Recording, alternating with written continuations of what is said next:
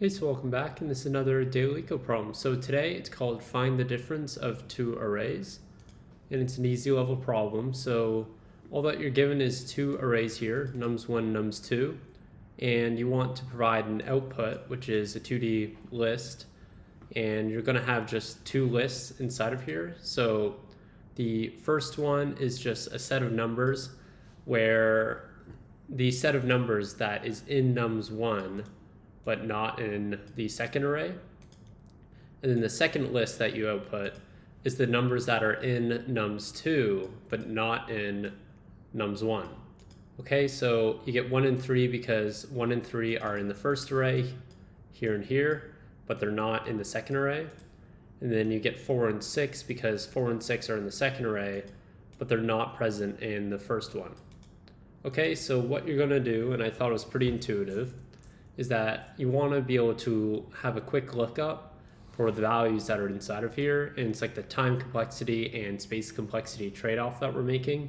So we're going to use some extra space to put it inside a more optimal data structure so that you can look it up. You can perform a lookup in O of 1 time rather than in an array, which is like O of n time. But you make the trade-off of, okay, but I had to store it in an additional data structure. And so what that's going to look like is we just have like set1 and set2 will be equal to converting these arrays into sets, a set data structure, or like a hash set. And so that looks like this. And then from here, what you can do is you want to return some result, and it's initially a list. And we could say, okay, we want to make it a 2D or list with like two arrays inside of it.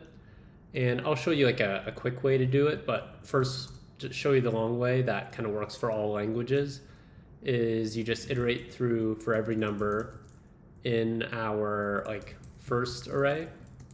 And we just say, okay, if that number is not in our second set, then let's add it to our result. Great, and so you want to do the exact same thing, but the opposite for the second set, or the second list of numbers. If it's not in the first set, we can do this now in O of 1 time, then we want to add it to the second list. Let's go ahead and run that. Oh, there's something wrong here. For every number in nums2. Let's just see set1, set2, convert them into sets for every number in nums1. If that number is not in set2,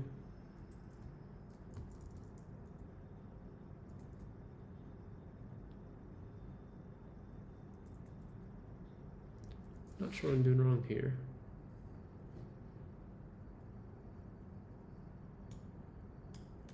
Oh, we're getting duplicates.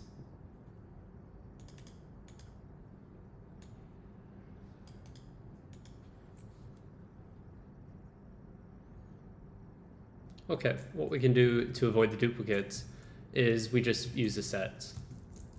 So every number in set1, set2. And I think that works now.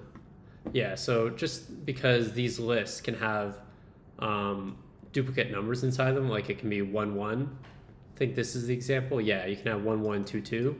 You don't want to output multiple 1s or multiple 2s here. Like you only output one of the 3s. And so to do that, you can, when you convert it into a set, you just iterate through the numbers in the set. You won't have those duplicates because a set just deduplicates all the duplicated numbers in that list. Okay, so if you submit this, this will work. This runs in O of n time and space complexity because for every iteration, the lookup time is now in O of 1, but you have to store it in this additional data structure. Now, in Python, you can use something called like set difference. And so after you convert this into sets here, what you can do is you can return a list, that 2D list that we want, and you want to take these two sets and just subtract them from each other. And so you just do like set1 minus set2. And what this is going to return is the set of numbers in set1 that are not in set2. So you just take the difference between the sets. It's kind of like a theory here that you might learn in school. And so you want to do the exact same thing. The only reason why you have this additional list that wraps it is you want to convert it from a set into a list, since this is expecting like lists, not sets. Okay, and so once again, the exact same thing, but the reverse, which is you subtract set1 from set2. Let's go ahead and submit it. And great, so that's the exact same time complexity, since this set difference will run in O of n time, and you're still using this additional data structure. But yeah, I hope that helped, and good luck with the rest of your algorithms. Thanks for watching.